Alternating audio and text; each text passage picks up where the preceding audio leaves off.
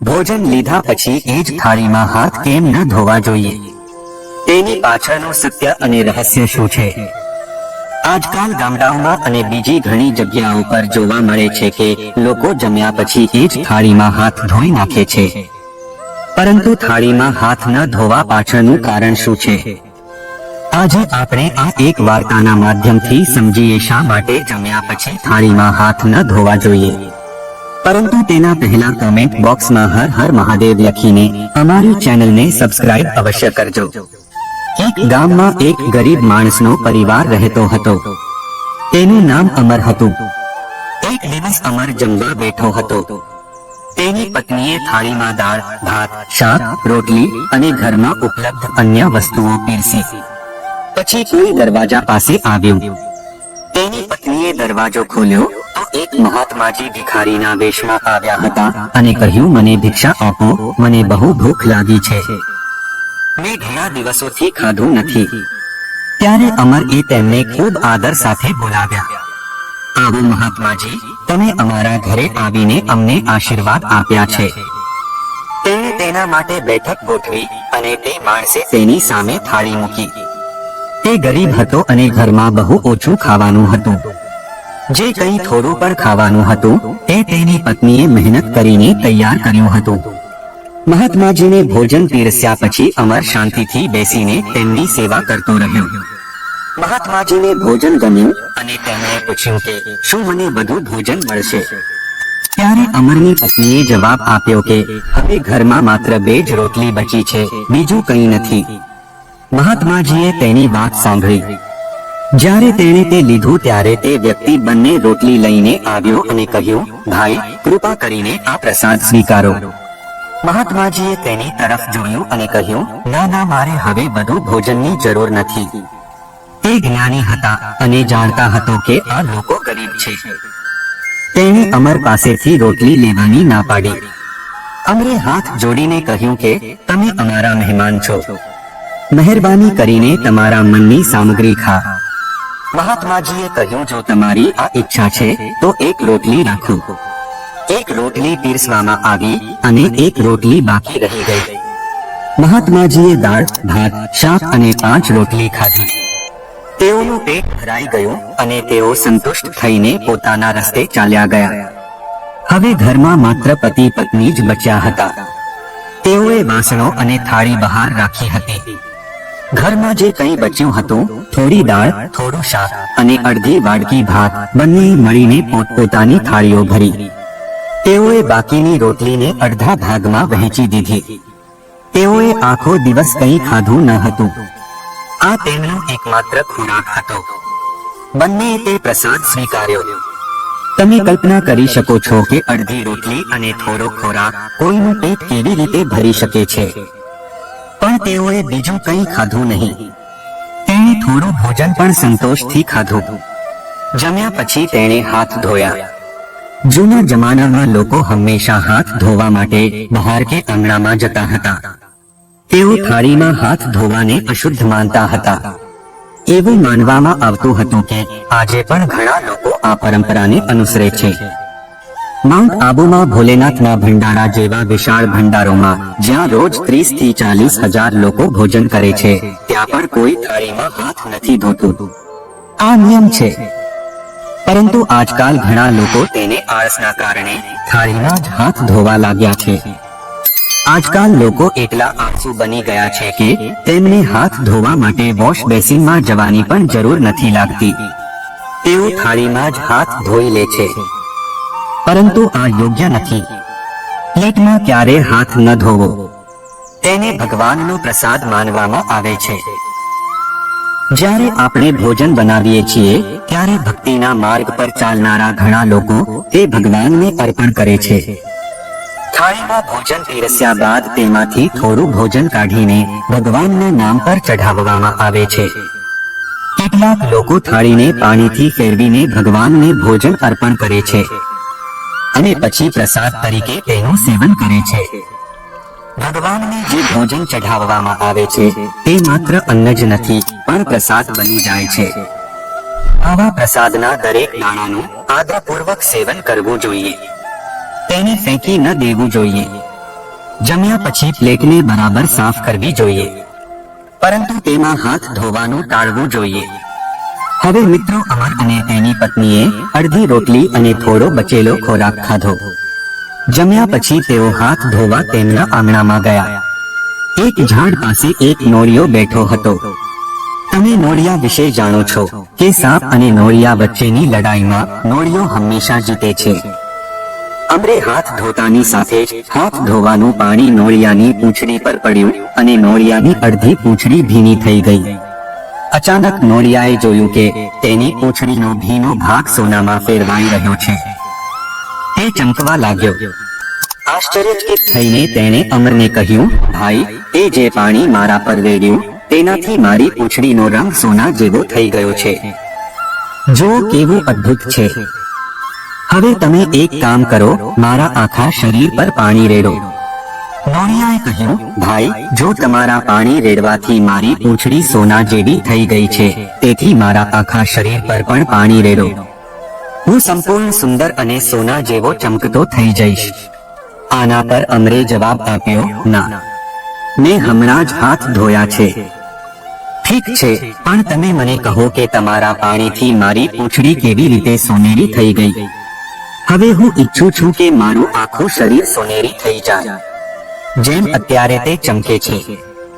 તમે કાલે ફરીથી મારા પર તમારા હાથ ધોઈ લેજો. અમરે હસતા હસતા કહ્યું, આમ કરવું મારી શક્તિમાં નથી, પણ તમે ધર્મરાજ યુધિષ્ઠિરના રાજ્યમાં જાઓ. ત્યાં બહુ મોટો યજ્ઞ યોજાઈ રહ્યો છે. ત્યાં ઘણા તપસ્વીઓ, મહાત્માઓ અને બ્રાહ્મણો આવશે. તેઓ ભોજન કરશે અને તમારા પર હાથ ધોઈ નાખશે, અને તેના હાથના પાણીથી તમારું આખું શરીર સોના જેવું થઈ જશે. તો સમજવું કે ધર્મરાજાનો યજ્ઞ સફળ થયો છે.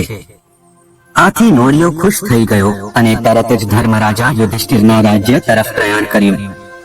ધર્મરાજા યુધિષ્ઠિરના યજ્ઞમાં લાખો લોકોએ હાજરી આપી હતી. બ્રાહ્મણો, તપસ્વીઓ અને મહાત્માઓ બધાએ ખાધું અને હાથ ધોયા. નોળિયો પણ ત્યાં બેસી ગયો, પણ તેનું બાકીનું શરીર સોનામાં ફેરવાયું નહીં. જ્યારે યજ્ઞ પૂરો થયો અને દરેક પોતાની દક્ષિણા લઈને ચાલ્યા ગયા, ત્યારે ધર્મરાજા યુધિષ્ઠિરે સભા બોલાવી. સભામાં અર્જુન અને ભીમે કહ્યું કે આટલું મોટું યજ્ઞ અને અન્નદાન ઇતિહાસમાં પહેલા ક્યારેય થયું નથી. અમારા મોટા ભાઈ ધર્મરાજ યુધિષ્ઠિરે સોનું, ચાંદી, હીરા અને મોતીનું દાન કર્યું, જે આજ સુધી કોઈએ કર્યું નથી. ત્યારે નોળિયાએ અટકાવીને કહ્યું, ભીમ ભૈયા, ચૂપ રહે, અહીં કોઈ નથી. જો યજ્ઞ ન થયો હોય તો સાચો યજ્ઞ તે ગરીબના ઘરમાં જન્મ્યો હતો. ત્યારે ભીમે આશ્ચર્યચકિત થઈને પૂછ્યું કે તમે કોણ છો અને તમારું અડધું શરીર સોના જેવું કેવી રીતે થઈ ગયું? નોળિયાએ જવાબ આપ્યો કે હું તો નોળિયો છું, પણ મારી પૂંછડીનો ભાગ સોના જેવો કેમ થઈ ગયો તે જાણવા તમારે મારી વાર્તા સાંભળવી પડશે. નોળિયાએ કહ્યું, મહારાજ, નજીકમાં એક ગામ છે. તે ગામમાં એક ગરીબ માણસ રહે છે, જે સંપૂર્ણ ભક્તિ અને ભાવનાથી ભગવાનને માને છે. તેની ભિક્ષામાં જે કંઈ મળે છે તે તેમાંથી ભોજન રાંધીને ખાય છે. નોળિયાએ આગળ કહ્યું કે તે દિવસે જમ્યા પછી હાથ ધોતાની સાથે જ હાથ ધોવાનું પાણી મારા પર પડ્યું અને મારું અડધું શરીર સોનામાં ફેરવાઈ ગયું. તેમણે મને કહ્યું હતું કે તારું આખું શરીર સોનામાં ફેરવાઈ જાય તો સમજવું કે યજ્ઞ પૂરો થઈ ગયો. પણ ભાઈ, અહીં તો કેટલાય બ્રાહ્મણોએ ભોજન ખાધું છે અને હાથ ધોયા છે, પણ મારું શરીર સોનું બન્યું નથી. અને તમે કહો છો કે યજ્ઞ થઈ ગયો અને ધર્મરાજ યુધિષ્ઠિર સફળ થયા છે. તે દરમિયાન શ્રી કૃષ્ણ સભામાં બેઠા હતા અને હસતા હતા. અર્જુને તેને કહ્યું, ઓ શ્યામ સુંદર, તમે જ અનુમાન લગાવો કે આ નોળિયો કોણ છે અને શું કહે છે. કૃપા કરીને અમને જણાવો કે શું યજ્ઞ ખરેખર પૂર્ણ થયો છે કે નહીં. સભામાં સૌની ઉત્સુકતા વધી ગઈ. ધર્મરાજ યુધિષ્ઠિર એ આટલી બધી સંપત્તિ અને સંસાધનો ખર્ચા, પણ નોળિયો કહે છે કે યજ્ઞ પૂર્ણ થયો નથી. શ્રી કૃષ્ણએ કહ્યું, સાંભળો, તારો યજ્ઞ હજુ પૂરો થયો નથી, એટલે આ નોળિયાનું આખું શરીર નાશ પામ્યું છે. તે સોનાથી બનેલું નથી. જ્યારે યજ્ઞ પૂર્ણ થશે ત્યારે તેનું શરીર ચોક્કસપણે સોનામાં ફેરવાઈ જશે. અર્જુને જિજ્ઞાસા સાથે પૂછ્યું, પ્રભુ મારા ભાઈ એ જે યજ્ઞ કર્યો હતો તેટલો મોટો યજ્ઞ આજ સુધી કોઈએ કર્યો નથી, પણ તેના શરીરનો અડધો ભાગ કેવી રીતે સોનાનો થઈ ગયો? આ કોણે કર્યું? એક યજ્ઞ કરવામાં આવ્યો જેના કારણે તેનું શરીર સોનાનું થઈ ગયું. ત્યારે શ્રી કૃષ્ણએ અર્જુનને કહ્યું કે આ નોળિયો એક ગામમાં ગયો હતો જ્યાં એક ગરીબ માણસ રહેતો હતો. તે વ્યક્તિએ સાચી ભક્તિ અને માંગણી સાથે ભગવાનને યાદ કર્યા. તેના મનમાં કોઈ કપટ ન હતું. તેઓ એક સરળ અને સંતોષી વ્યક્તિ હતા. એક દિવસ તેઓ જમવા બેઠા હતા ત્યારે એક મહેમાન આવ્યા. તેણે તરત જ તેની થાળી મહેમાનની સામે ખસેડી અને તેને સંતોષકારક ભોજન પીરસ્યું. તેણે અડધી રોટલી પોતે ખાધી અને બીજી અડધી પત્નીએ ભગવાનનો આભાર માનીને ખાધી. તે ખુશ અને સંતુષ્ટ હતો. તેમનું સંતોષકારક વર્તન એ જ તેમની સાચી ભક્તિ હતી. ત્યારે નોળિયાએ કહ્યું, જ્યારે તે ભક્તે ભોજન કર્યા પછી હાથ ધોયા ત્યારે તેના હાથમાંથી પાણી મારા પર પડ્યું. તે જ ક્ષણે મારું અડધું શરીર સોનામાં ફેરવાઈ ગયું. અર્જુને પૂછ્યું, પ્રભુ આ કેવી રીતે શક્ય છે? શ્રી કૃષ્ણે હસતા હસતા કહ્યું, અર્જુન તારા ભાઈએ આના પાછળ કરોડો રૂપિયા ખર્ચ્યા છે. સાચા ભક્તને યજ્ઞ કરીને જે પુણ્ય મળ્યું તેના કરતા વધુ પુણ્ય મળ્યું. શ્રી કૃષ્ણએ કહ્યું કે ગરીબ વ્યક્તિ તેની સંપૂર્ણ સંપત્તિ અથવા તેની થાળીમાં રહેલું ભોજન મહેમાનને સમર્પિત કરે છે. તેની પાસે 4 રોટલી હતી અને તેણે તે દાન કરી દીધી. તેણે બધું દાન કર્યું હતું અને તેથી તેને સૌથી મોટું પુણ્ય મળ્યું.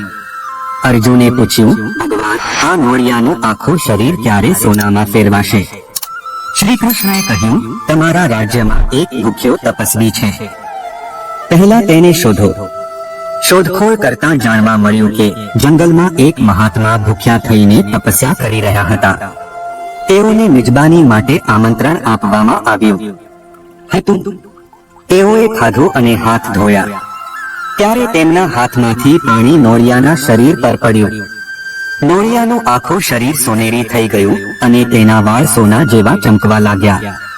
તે જ સમયે ત્યાં મૂકેલી બેલ જાતે જ વાગવા લાગી. શ્રી કૃષ્ણએ કહ્યું કે હવે યજ્ઞ પૂર્ણ થયો છે. તો શ્રી કૃષ્ણએ કહ્યું કે યજ્ઞ ત્યારે જ પૂર્ણ થાય છે જ્યારે જરૂરિયાતમંદોને ભોજન આપવામાં આવે છે. સૌથી મોટો યજ્ઞ અન્નદાન છે. ભૂખ્યાને ભોજન કરાવવું એ અન્ય યજ્ઞ કરતા મહાન છે. એટલા માટે તમે જે પણ દાન કરો તે સાચા હૃદયથી કરો. ભૂખ્યાને ભોજન કરાવવું એ સૌથી મોટું પુણ્ય છે. તો મિત્રો, જો તમને આ વિડીયો પસંદ આવ્યો હોય તો વિડીયોને લાઈક અને શેર જરૂરથી કરજો અને કોમેન્ટ બોક્સમાં હર હર મહાદેવ અવશ્ય લખજો. સાથે અમારી ચેનલને સબસ્ક્રાઇબ કરીને બાજુમાં આપેલા બેલ આઇકોનને પ્રેસ કરી ઓલ ઉપર સેટ કરી દેજો.